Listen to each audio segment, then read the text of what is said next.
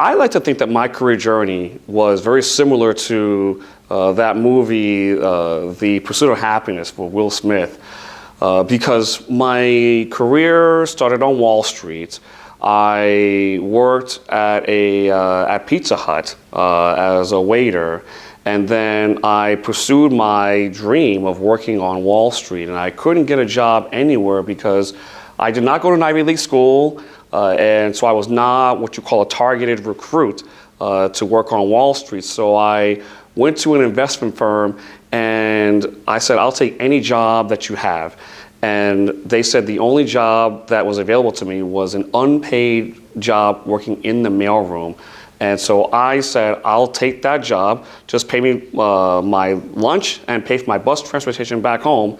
And if I'm not the best mail boy that you've ever had, you can fire me and we'll have a nice day. And of course, I made the offer to the investment firm that I would do that. They thought I was crazy. They said, you really want to do this? I said, I will do this. And so for 4 months, I was an unpaid mail boy at an investment firm. But I knew that by being in the door, that would allow me to get within the network at that investment firm. And at that time, I competed in in the USA Today National Investment Challenge.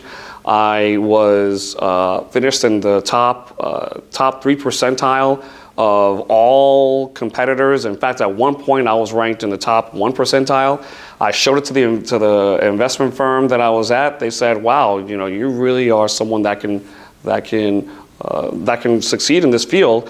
And then that's where I found my mentor and my sponsor. His name is Howard Perwitz. That firm, by the way, was Paine Webber, which is now UBS Financial. And so Howard Perwitz in Columbus, Ohio, took me and out of the mailroom and invested in me. And the rest was history. He taught me everything from how to dress to how to eat dinner properly when you're at a business dinner, how to greet. All of these soft skills that were never taught to me when I was in college, but are so important in business and in the corporate sector, and especially on Wall Street. And so that is where I went from the mailroom to an assistant to an associate.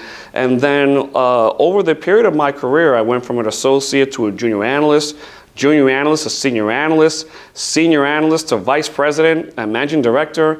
And then you can imagine when I got the call from Forbes when they were doing their ranking of their best Wall Street analysts, and in my field of specialization, they ranked me #1 equity analyst in the nation in my field.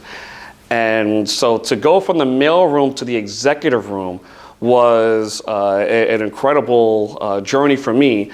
But again, because of that servant leadership side of me, it was also about how can I share this with others to let them know that if a mail boy could become a #1 ranked Wall Street analyst, there's nothing anybody can't do. If I can do it, then so can they.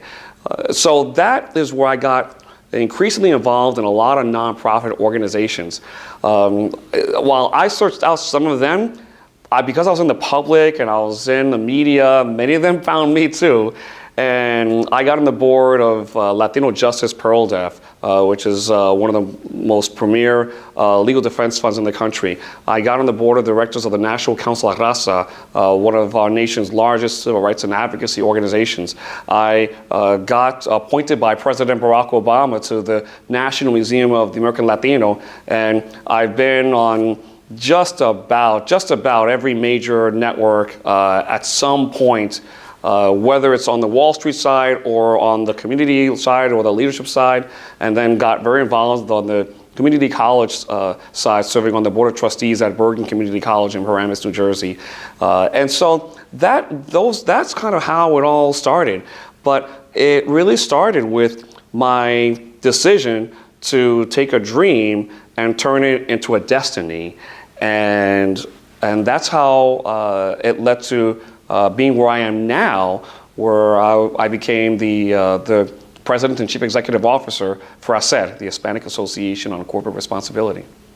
when the opportunity presented itself to become the president and chief executive officer for the Hispanic Association on Corporate Responsibility, it was just one of those great opportunities that I saw, members of the board saw, and when we came together and they shared that they wanted me to be the next president and chief executive officer, it was such a great honor for me because I have always tied my success with the opportunity to show corporate America that people of color can succeed. Whether you're black, whether you're Latino, whether you're Asian American, whether you're LGBT, whether you're a woman, whether you're, regardless of religion, Jewish, Muslim, Christian, that it's all about, if given the opportunity, that we can succeed and we can exceed as well. And so I felt that was my Wall Street career, and I wanted to tie that together with the importance of Hispanic inclusion in corporate America. And so now I get to bring my two lives together as one, my professional Wall Street life, my servant leadership life in the Latino community, as well as other multicultural communities, with the goal of showing corporate America that diversity and inclusion is not mutually exclusive. You can have a strong diversity and inclusion initiative, and it can support, grow, and even accelerate your bottom line, your earnings potential, and even your profits and your valuations.